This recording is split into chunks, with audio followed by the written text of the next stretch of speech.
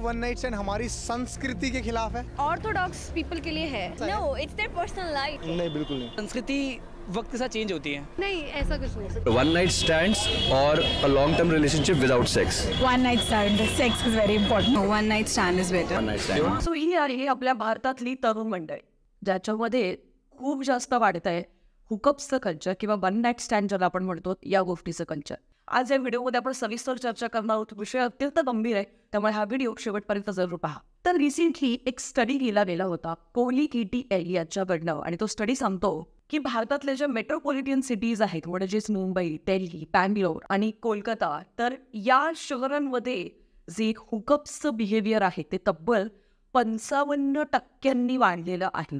आता तुम्ही म्हणाल की हे कारण मेट्रोपॉलिटन सिटीज आहेत आणि तिथलं कल्चरच ते आहे, म्हणजे कॉर्पोरेट कल्चर आहे किंवा मुलं मुली हॉस्टेलाइट्स असतात किंवा PG वरती राहत असतात, फ्लॅट्सवरती राहत असतात आणि या IT आणि कॉर्पोरेट कल्चरमुळे त्यांचं ते प्रमाण वाढत आहे. तर मला तुम्हाला सांगताना खूप दुःख होत आहे की ही जरी कारणं असली तरी जर का आपण Tier 2, Tier 3, Tier 4 म्हणजे अजून खालच्या जर का थोडंसं ग्रामीण विभागाकडे जरी आलो तरी तिकडे सुद्धा हे प्रमाण काही कमी नाही आहे. ऑफकोर्स थोडंसं याचं जर का आपण कम्पॅरिझन केलं तर तिकडे खूप ओपनली या गोष्टींवरती चर्चा होते आणि ती खुल्याम ॲक्सेप्ट करतात की that yes one night stand या गोष्टीसाठी ते अवेलेबल आहेत. ग्रामीण भागाकडे फक्त ते स्वीकारलं जात नाही आहे ओपनली, बस इतकंच फरक आहे. आता याचं नक्की काय स्वरूप आहे ना ते आधी बघूया. तर बेसिकली शॉर्ट टर्म गेनसाठी ही सगळी तरुणाई या गोष्टीच्या मागे पडते, कारण का मंडळी याच्यामध्ये ना कुठच्याही प्रकारची कमिटमेंट नसते, कुठच्याही प्रकारची रिस्पॉन्सिबिलिटी नसते.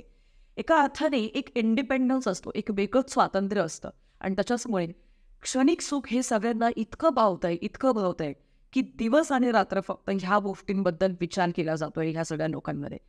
आता याची थोडीशी कारणं आपण बघूया, म्हणजे नक्की याचं उगम कसं झालं किंवा या गोष्टींचं वाढतं प्रमाण नक्की कुठच्या कारणांमुळे झालंय त्यावरती सगळ्यात आधी चर्चा करूया. तर आता आपण सगळ्यांना ठाऊक आहे की भारत देश आपला हा थोडासा कन्झर्वेटिव्ह देश आहे, थोडासा म्हणजे बऱ्यापैकी कन्झर्वेटिव्ह देश आहे. एका अर्थाने ते चांगलं आहे, एका अर्थाने ते वाईट पण आहे.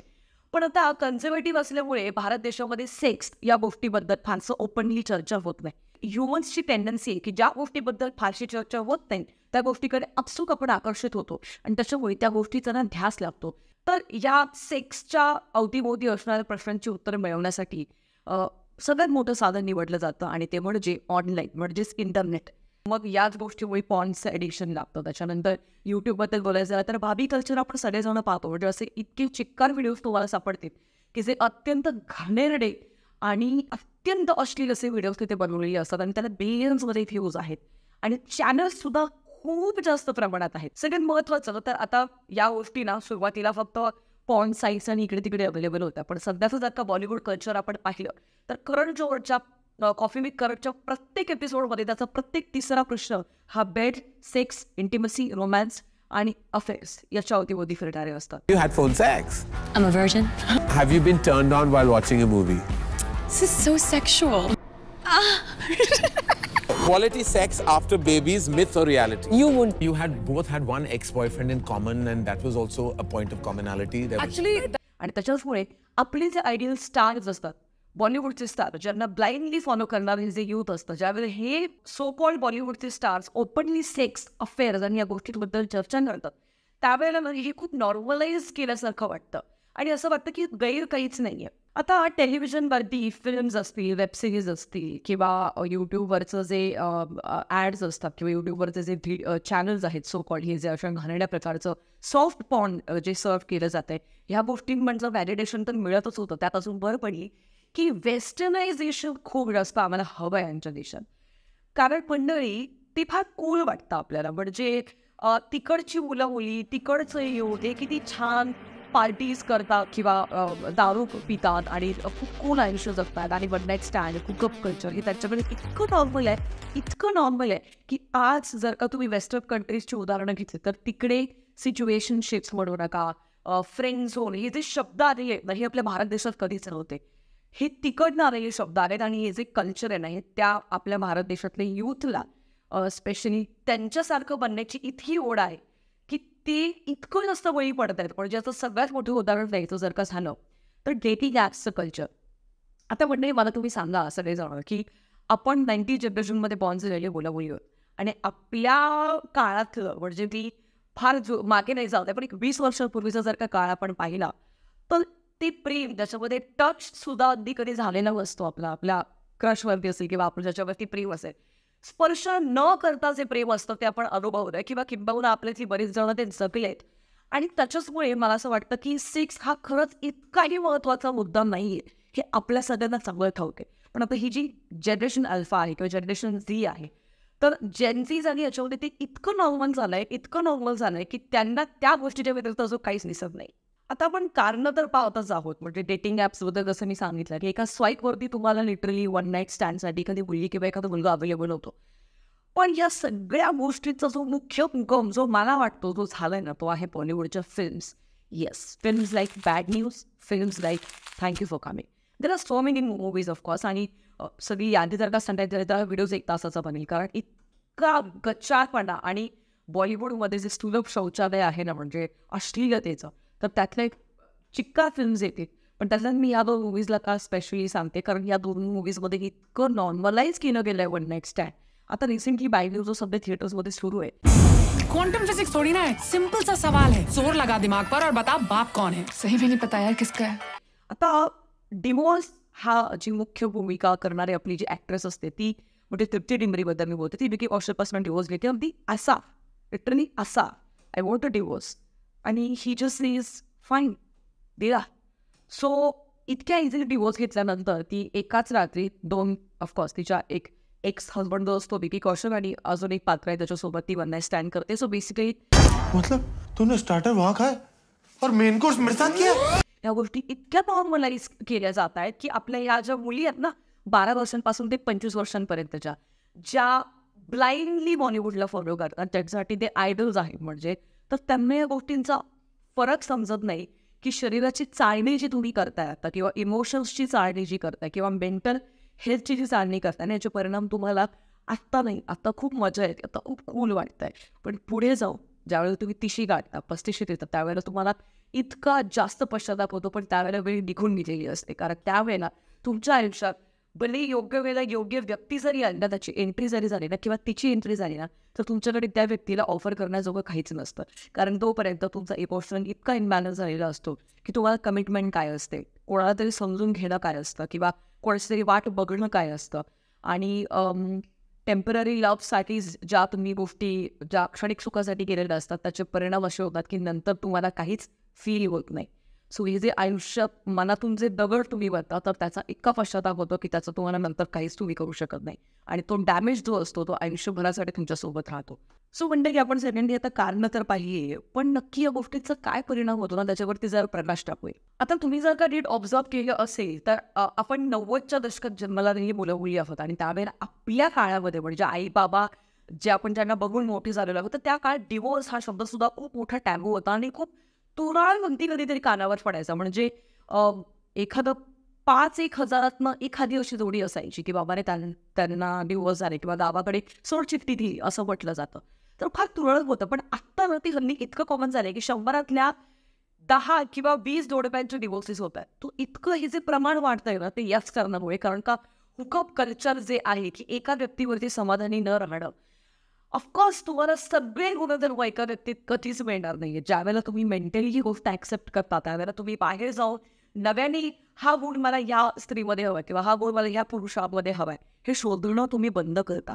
आणि त्याच्यामुळे प्रत्येकजण इम्परफेक्ट असतो हे ज्यावेळेला आपण स्वीकारतो त्याच्यानंतर आपल्या इतर कोणामध्ये इंटरेस्ट ना विकसितच होत नाही असं मला वाटतं. त्याच्यामुळे मला असं वाटतं जे डिवोर्सेसचं प्रमाण वाढत आहे ते या हुकअप्सच्या कल्चरमुळेच खूप जास्त वाढत आहे. कारण का तुम्ही लग्नाच्या आधीच इतकं एक्सप्लोअर केलेलं असतं, इतक्या सगळ्या लोकांसोबत तुम्ही फिजिकल रिलेशन्स बनवलेले असतात आणि त्याच्यामुळे ज्यावेळेला ॲक्च्युअल तुमचं लग्न होतं त्याच्यानंतर तुम्हाला काहीच असं नवीन राहत नाही आणि त्याच्याचमुळे एक्साइटमेंट नसते, काहीच जग तुमचं बदलत नाही. आणि मी जनरली या मतात जे लग्न झालं तर तुमचं आयुष्य बदलणं फार गरजेचं आहे, तुमचं आयुष्याकडे बघण्याचा चष्मा बदलणं फार गरजेचं आहे. आणि सगळ्यात महत्त्वाची गोष्ट की रिलेशन्समध्ये ना ट्रस्ट उरत नाही. सततचा संशय घेणं आपल्या पार्टनरवरती, सतत त्याचा मोबाईल चेक करणं किंवा सतत तो कुठे आहे कुठे नाही दर 5-5 मिनिटांनी त्याला बरोबर विचारणं आणि ही टॉक्सिसिटी नंतर वाढते आणि वर्षभरातच डिवोर्सची वेळ त्यांच्यावरती येते. तो हे का होत आहे हे याच गोष्टींमुळे होते की 2 माणसांमध्ये न राहिलेला विश्वास. हे जे हुकअप कल्चर आहे किंवा हे जे वन नाईट स्टँडचं कल्चर आहे हे तुम्हाला मेंटली इतकं ड्रेन्ड करतं,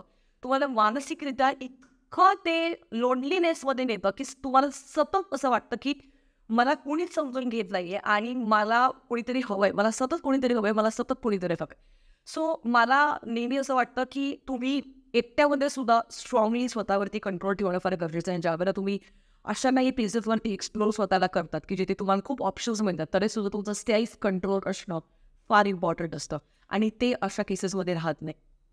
आता आपण मेंटल डिसऑर्डर्सबद्दल बोलतच आहोत, तर लेट मी टेल यू की डिप्रेशनचं वाढणारं प्रमाण असेल, एन्झायटीचे अटॅक्स असतील किंवा सगळ्यात महत्त्वाची गोष्ट की माणूस हा एकुलखुरेपणा जो असतो ना तो त्याच्यामध्ये वाढतो आणि त्याच्यासमोर कोणाशीच बोला असं वाटत नाही आणि सतत फक्त आणि फक्त हे हुकअप कल्चर, सतत डेटिंग ॲप्स, सतत इंस्टाग्राम, सतत सोशल मीडिया आणि सोशल मीडियावरती लोकांशी बोलण्यासाठी खूप एफर्ट्स घेतले जातात, पण ॲक्च्युअलमध्ये आपल्या आजूबाजूची जी माणसं आहेत त्यासाठी काहीच एफर्ट्स घेतले जात नाहीत. तर हे सगळ्या गोष्टींमुळे बेसिकली तुम्ही तुमच्या मेंटल हेल्थसोबत खूप जास्त खेळताय आणि एकदा लाईक आय सेड, एकदा मेंटल हेल्थ जर का डॅमेज झाली तर तिला रिपेअर व्हायला वर्ष लागतात आणि त्याच्याचमुळे या हुकअप कल्चरपासून स्वतःला तुम्ही जितकं लांब ठेवू शकता तितकं खूप खूप गरजेचं आहे. स्वतः हा इमोशनल इम्बॅलन्स, आयुष्याचा इम्बॅलन्स जो झालेला असतो याच्यावरती सोल्युशन्स काय आहे की आता जर तुम्ही ग्रुप ए मधले असाल म्हणजे 12 वर्षांपासून तर 25 वर्षांपर्यंत, तर I have a few suggestions आणि ऑफकोर्स मी कोणीच नाही तुम्हाला सजेशन्स देणारी, पण माझ्या आयुष्यातला आतापर्यंतचा अनुभव आणि आतापर्यंतचा रिसर्च मला जे सांगताय मी ते तुमच्यासमोर मांडते. जर तुम्हाला माझे सजेशन्स पटत असतील तर ते मला कॉमेंट सेक्शनमध्ये प्लीज कळवा की तुम्हाला हा पार्ट खूप रिलेटेबल वाटला आणि जर तुम्हाला असं वाटतं की अजून तुमच्याकडे काही सोल्युशन्स आहेत ते सुद्धा तुम्ही नक्कीच कॉमेंट सेक्शनमध्ये मांडू शकता. आता सोल्युशन नंबर 1, तुम्ही बरेचदा असं ऐकलं असेल की age is just the number यार. आय मीन कम ऑन, चीज इंग्लिश में सुनिए, age is doesn't the matter, age is doesn't the matter, is doesn't the matter. No, I don't believe in this. Age is not just a number. तुमचं जे वय आहे ते खूप महत्त्वाचा रोल प्ले करत असतं तुमच्या ओव्हरऑल पर्सनॅलिटीमध्ये. एखादा 20 वर्षांचा मुलगा घ्या आणि एखादा 30 वर्षांचा मुलगा घ्या, दोघांच्याही विचारांमध्ये खूप जास्त तफावत असेल, आयुष्याकडे बघण्याचा दृष्टिकोन वेगळा असेल, चष्मा वेगळा असेल. आणि ही का होतं माहिती, कारण दर 5 वर्षांनंतर ह्युमन सायकोलॉजी बदलत जाते, आपल्यामध्ये चेंजेस येतात, शारीरिकदृष्ट्या येतात, मानसिकदृष्ट्या येतात, इमोशनली सुद्धा येतात. त्याच्यामुळे दर 5 वर्षांनंतर तुमचे विचार बदलणार आहेत. तुम्हाला आत्ता ज्या गोष्टींनी खूप आनंद मिळतोय तो कदाचित 5 वर्षानंतर नाही मिळणार आहे. आणि याच गोष्टीमुळे सगळ्यात जास्त हुकअप कल्चरला बळी पडणारा जो तरुण वर्ग आहे ना तो आपल्याला सध्या सोशल मीडियावरती दिसतोय. त्याच्यामुळे मला असं वाटतं की तुम्ही जर का 12 वर्षांपासून तर 25 वर्षांपर्यंत या वयोगटातले असाल तर आत्ता तुमच्यासाठी सगळ्यात मोठी प्रायोरिटी तुमचं करिअर असायला पाहिजे. करिअरच्या आजूबाजूला बाकी तुम्ही काहीच ठेवू नका. ट्रस्ट मी, तुमचं करिअर हे आत्ता तुमच्यासाठी सगळ्यात महत्त्वाचं यासाठी असायला पाहिजे, कारण जर आत्ता तुम्ही ते सांभाळलं तर तिशीनंतर येणारे तुमचं जे फायनान्शियल प्रॉब्लेम्स आहेत ना ते खूप कमी असते. आणि आत्ता जर का तुम्ही फक्त हुकअप कल्चर आणि या गोष्टींमध्ये स्वतःचा वेळ वाया घालवला, एनर्जी वाया घालवली, स्वतःला इमोशनली ड्रेन केलं, तर तिशीनंतर तुमच्या हाती फक्त आणि फक्त financial problems, emotional problems, family problems, relationship problems हे सगळं तुमच्या वाट्यात येणार आहे. त्याच्यामुळे प्लीज प्लीज प्लीज आत्ता तुमच्यासाठी सगळ्यात मोठी गोष्ट असायला पाहिजे तुमचं करिअर. दुसरी महत्त्वाची गोष्ट, तुमच्या एंटरटेनमेंटची व्याख्या काय आहे, तुमच्या करमणुकीची व्याख्या काय आहे हे स्वतःला विचार. असं काय आहे की जी बघितल्यानंतर, जे ऐकल्यानंतर मला लय भारी वाटतं. सगळ्यात महत्त्वाची गोष्ट, तुम्हाला जर का अडल्ट कॉन्टेंट म्हणजे पॉर्न असेल किंवा सॉफ्ट पॉर्न असेल हे सगळं बघितल्यानंतर तुम्हाला खूप छान वाटत असेल तर सगळ्यात आधी या अडल्ट कॉन्टेंटपासून स्वतःला लांब ठेवा. हे खूप जास्त मेंटली आणि इमोशनली तुम्हाला खूप खूप नुकसान देणारं आहे. आत्ता नाही समजणार, तिशी क्रॉस झाल्यानंतर तुम्हाला ते नक्की समजेल. तिसरी महत्त्वाची गोष्ट, तुमचं फ्रेंड सर्कल काय आहे. दिवस तर तुमचं फ्रेंड सर्कल कुठच्या विषयांवरती चर्चा करताय हे स्वतःला विचारा. तुमचं फ्रेंड सर्कल बदला जर का त्या फ्रेंड सर्कलमध्ये दिवसानंतर दारू, ड्रग्स, नशा किंवा मुली किंवा अडल्ट कॉन्टेंट या गोष्टी जर का फॉरवर्ड केल्या जात असतील तर तो ग्रुप सगळ्यात आधी बदला. अशा ग्रुपमध्ये सामील व्हा जो ग्रुप स्पिरिच्युअलिटीबद्दल चर्चा करतोय. अशा ग्रुपमध्ये सामील व्हा जो ग्रुप ऑन्टरप्रिनरशिपबद्दल चर्चा करतोय, फायनान्शियल इन्व्हेस्टमेंटबद्दल चर्चा करतोय. अशा ग्रुप्सला जॉईन व्हा जो अभ्यासू आहे. अशा ग्रुप्सला जॉईन व्हा जो स्पोर्ट्समध्ये आहे. पुढचं सगळ्यात मोठं सोल्युशन असं आहे की अनइन्स्टॉल डेटिंग ॲप्स. तुमच्या मोबाईलमध्ये असतील, तुमच्या मुलांच्या मोबाईलमध्ये असतील तर ते प्लीज सगळ्यात आधी ते ॲप्स अनइन्स्टॉल करा. कारण अनोळख्या माणसांना भेटल्यानंतर काय काय गोष्टी घडतात त्या न्यूजमध्ये आपण दर 3-4 दिवशी ऐकतोय. त्याच्यामुळे any which means it is not safe. First thing. Second thing, लोकांना एक्सप्लोर करणं बंद करा. योग्य माणसाची एंट्री तुमच्या आयुष्यात योग्य वेळेला होणार आहे आणि या गोष्टीत बिलीव्ह करा. आणि सगळ्यात महत्त्वाचं आणि शेवटचं सोल्युशन असं की अध्यात्मासोबत जुळा. का माहिती आहे? कारण आपली हिंदू संस्कृती, आपलं अध्यात्म आपल्याला ब्रह्मचर्य शिकवतं. ॲटलिस्ट लग्न होईपर्यंत ब्रह्मचर्य पाळा. आय नो हे खूप फनी तुम्हाला साऊंड होत असेल आत्ता सध्या, बट ट्रस्ट मी, ज्यावेळेला तुम्ही हे कराल त्यावेळेला तुम्हाला या गोष्टीचं महत्त्व समजेल. आपली संस्कृतीने आपल्याला नेहमी ब्रह्मचर्याची ताकद शिकवली आहे आणि त्याच्याशिवाय मला असं वाटतं की तुम्ही स्पिरिच्युअलिटीच्या रस्त्यावरती चालायला सुरुवात करा. बाकी शेवटी ऑफकोर्स तुमचं आयुष्य तुम्हाला निवडायचं, तुम्हाला काय करायचं आहे ते. हा व्हिडिओ तुम्हाला कसा वाटला ते प्लीज मला कॉमेंट सेक्शनमध्ये कळवायला विसरू नका. आणि माझं हे ओव्हरऑल सगळं मत होतं. बाकी अजून काही तुम्हाला सुचत असतील सोल्युशन्स तर तेही मला कॉमेंट सेक्शनमध्ये कळवा. तुमच्या आजूबाजूला जर का निब्बीज असतील म्हणजे जेनझी, जेन अल्फा किंवा या दोन्ही वयोगटातली कुठची अशी माणसं असतील त्यांच्यापर्यंत माझा व्हिडिओ शेअर करायला प्लीज विसरू नका. पुढच्या व्हिडिओमध्ये अशाच एका वेगळ्या व्हिडिओला घेऊ. तोपर्यंत काळजी घ्या. Peace out.